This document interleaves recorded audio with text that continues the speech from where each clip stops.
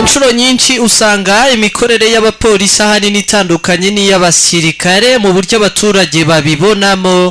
Abapolisi bakaba bafatwa nk'abantu ba hafi b'abaturage babana nabo mu buzima bwa buri munsi, mu gihe abasirikare bo baba bareba ibijyanye n'urugamba cyane. Reka twinjire mu mubano uhamye wa polisi y'u Rwanda n'abaturage, hatari no mu Rwanda ahubwo mu gihugu cya Centrafrica. Ibyo bikorwa bihuza polisi y'igihugu n'abaturage si mu Rwanda biri, ahubwo naho aba bashinzwe umutekano bagiye gukora basa n'ababyimukana.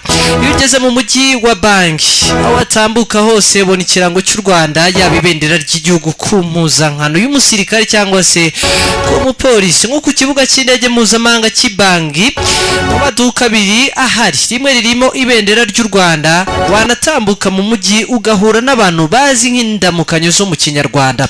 Mu masoko y'i Bangi ushobora kuhagera ukagira ngo uri mu Rwanda neza neza, kuko abantu baba bacuruza imyenda mu Kinyarwanda bagahamagara abantu mu Kinyarwanda, ukumva umwe ati afande afande, igihumbi igihumbi. Bazi ko buri munyarwanda uri muri kiriya gihugu ari afande, kandi yoherejwe n'umuntu bakunda witwa Nyakubahwa Perezida wa Repubulika Paul Kagame. Iyo uganiriye n'umuyobozi uwo ari we wese muri icyo gihugu, usanga afata abashinzwe umutekano b'u Rwanda mu buryo bwihariye kandi bw'icyubahiro. Hari umwe mu baminisitiri bakomeye bo muri Centrafrica waganiriye na kimwe mu bitangazamakuru bikorera hano mu Rwanda, akavuga ko yifuza ko abamurinda baba ari Abanyarwanda. Mu gace kitwa arrondissement 8 kari i Bangi mu mujyi, abahatuye bari bamaze imyaka myinshi batabona amazi, bisaba gukora urugendo rurerure, kandi naho bayabonye bakayagura amafaranga menshi. Iyo mibereho yabaye amateka nyuma y'uko bafashijwe n'abapolisi b'u Rwanda bari mu butumwa bw'amahoro muri Centrafrica, bashyiriweho ivomero. Umwana w'imyaka 11 waganiye n'iki gitangazamakuru ari kuri iryo vomero, yavuze uburyo mbere yakundaga gusiba ishuri inshuro nyinshi kubera urugendo yakoraga agiye gushaka amazi, ariko ubu ngubu byarahindutse. ASP Safari Uwimana ukuriye abapolisi b'u Rwanda bari mu butumwa bw'amahoro muri Centrafrica yabwiye iki gitangazamakuru ko bene ayo mavomo yakozwe ari 3 mu bice bitandukanye by'umujyi wa Bangi.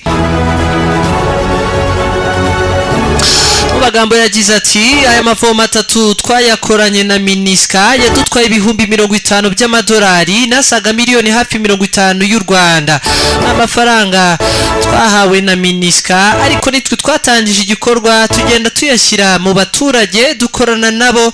Ibi biri mu mubano mwiza w'abaturage na polisi y'igihugu, ku buryo ahantu hose uca usanga batwiyumvamo kandi bakadufata neza, kuko twagiye tubakemura ibibazo bimwe na bimwe mu buzima bwabo busanzwe.